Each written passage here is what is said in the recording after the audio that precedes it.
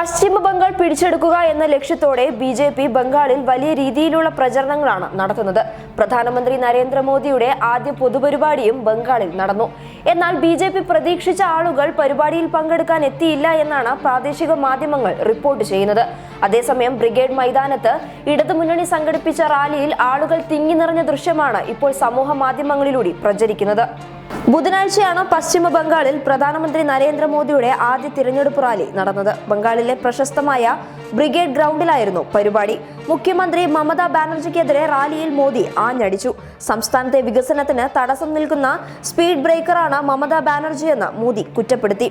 ആ സ്പീഡ് ബ്രേക്കറിനെ ഇവിടുന്ന് ഇല്ലാതാക്കാനാണ് താൻ ശ്രമിക്കുന്നത്. എങ്കിൽ മാത്രമേ ഇവിടെ തനിക്ക് വികസനം സാധ്യമാക്കാൻ ആകുകയുള്ളൂ എന്ന് മോദി പറഞ്ഞു. സംസ്ഥാനത്തെ വികസന നയങ്ങളെയും മമതാ സർക്കാർ ഉൾപ്പെട്ട ചിട്ടി ഫണ്ട് കേസിനെയും മോദി വിമർശിച്ചിരുന്നു. എന്നാൽ മമതയെ കടന്നാക്രമിച്ച മോദിയുടെ പരിപാടിയിലെ ജനപങ്കാളിത്തമാണ് ഇപ്പോൾ വാർത്തയായിരിക്കുന്നത്. മോദി എത്തുന്നതോടെ പ്രവർത്തകരുടെ കുത്തൊഴുക്ക് കയറ്റം ഉണ്ടാകുമെന്നായിരുന്നു ബിജെപിയുടെ കണക്കുകൂട്ടൽ. ഏകദേശം 6 മുതൽ 7 ലക്ഷം വരെ ആളുകളെയാണ് ബിജെപി പ്രതീക്ഷിച്ചത്. എന്നാൽ പരിപാടിക്ക് 2 ലക്ഷം പേർ പോലും എത്തിയില്ലെന്നാണ് പ്രാദേശിക മാധ്യമങ്ങൾ റിപ്പോർട്ട് ചെയ്തത്. 4 ജില്ലകളിൽ നിന്നുള്ള പ്രവർത്തകരെ ലക്ഷ്യം വെച്ച് ബ്രിഗേഡ് ഗ്രൗണ്ടിൽ പരിപാടി സംഘടിപ്പിച്ച ബിജെപിയുടെ കണക്കുകൂട്ടലുകളെല്ലാം തെറ്റി. പ്രവർത്തകരെ എത്തിക്കാനായി 53 ലക്ഷം മുടക്കി 4 ട്രെയിനുകൾ ബിജെപി വാടകയ്ക്ക് എടുത്തിരുന്നു. എന്നിട്ടും പ്രവർത്തകരെ എത്തിക്കാൻ ബിജെപിക്ക് കഴിഞ്ഞില്ല.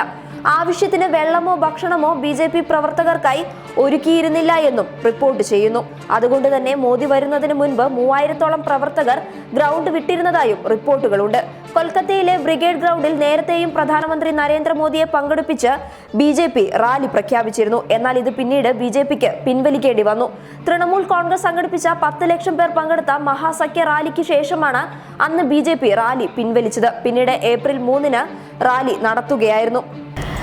ബിജെപിയുടെ ആളില്ലാ പരിപാടി വാർത്തയായപ്പോൾ ബംഗാളിൽ ഫെബ്രുവരിയിൽ ഇടതുമുന്നണി സംഘടിപ്പിച്ച റാലിയിലെ ജനപങ്കാളിത്തം സമൂഹ മാധ്യമങ്ങളിൽ ഇപ്പോൾ ചർച്ചയായിരിക്കുകയാണ്. ഈ റാലിയുമായി താരതമ്യം ചെയ്യുമ്പോൾ 40% ആളുകൾ മോദിയുടെ പരിപാടിയിൽ എത്തിയില്ല എന്നാണ് കണക്കുകൾ സൂചിപ്പിക്കുന്നത്. News desk public Kerala.